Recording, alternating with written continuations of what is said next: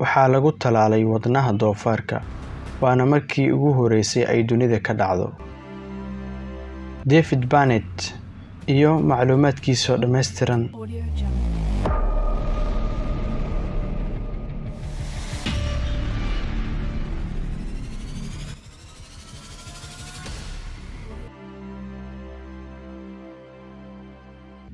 haddii ay tahay markii ugu horeysay aadna soo booqatay, fadlan subscribe inoo saar si aad ula socoto dhacdooyinka caalamka iyo kuwooda ugu cajiibka badan. Like inoo saar muuqaalka si ay dad badan uga faa'iideystaan. nin u dhashay dalka Mareykanka ayaa noqday qofkii ugu horeeyay ee adduunka lagu talaalay wadna uu leeyahay doofaar, waxaana lagu sameeyay isbeddel dhinaca hiddaha ah. maxay tahay natiijada iyo mustaqbalka laga filanayo qaliinkaas lagu sameeyay?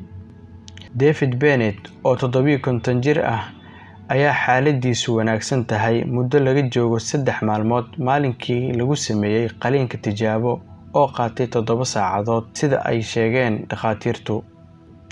ninkan ayaa qaliinka loogu sameeyay isbitaal ku yaala magaalada Baltimore ee dalka Mareykanka.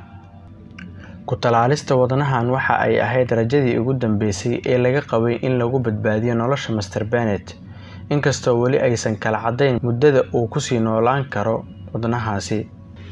Mr. Barnett oo ka sheekeynaya xaaladaas ka hor inta qaliinka lagu sameynin waxa uu yiri, waxa ay ahayd dhimo ama ha lagugu talaalo wadnahaas. waan ogahay waa arrin aan la ogaan karin waxa ka dhalan kara, balse waxay ahayd fursadeedii ugu dambeysay, ayuu yiri Mr. Barnett.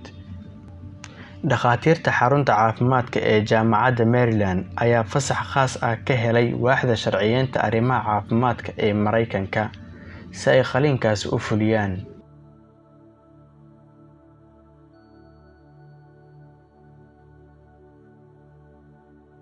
sababta loogu ogolaadayna waxa ay ahayd in haddii sidaas la sameynin Mr. Barnett uu dhiman lahaa.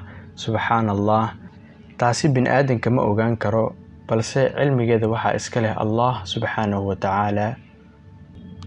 waxaa horey loo sii ogaa in uusan ku badbaadi karin wadne bini'aadan. go'aankaas ayaa dhakhaatiirtu ka gaareen bukaanada ay xaaladoodu caafimaad aadka u liidato.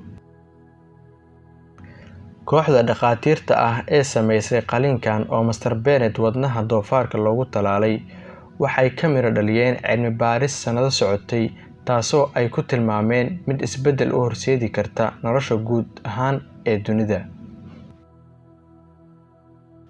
Bartley Griffith oo ah dhakhtar ku takhasusay qaliinada ayaa sheegay in qaliinka noocan ah uu dunida kusoo kordhiyay hal tallaabo oo lagu dhawaaday xalinta baahida badan ee ka jirta xubnaha la bedelo. sida lagu xusay bayaan ka soo baxay qaybta caafimaadka ee jaamacadda Maryland, 17 qof ayaa maalin kasta gudaha Mareykanka ku geeriyoota iyagoo sugaya in ay helaan qaliin loogu bedelo xubno kale. haddana waxaa la soo sheegayaa in tirada dadka sugaya qaliinkaas ay gaarayso in ka badan 100,000 oo ruux. dadka sugaya in ay helaan xubnaha ka halaysan in xubno kale oo loogu bedelo waxay gaarayaan 100,000 oo ruux.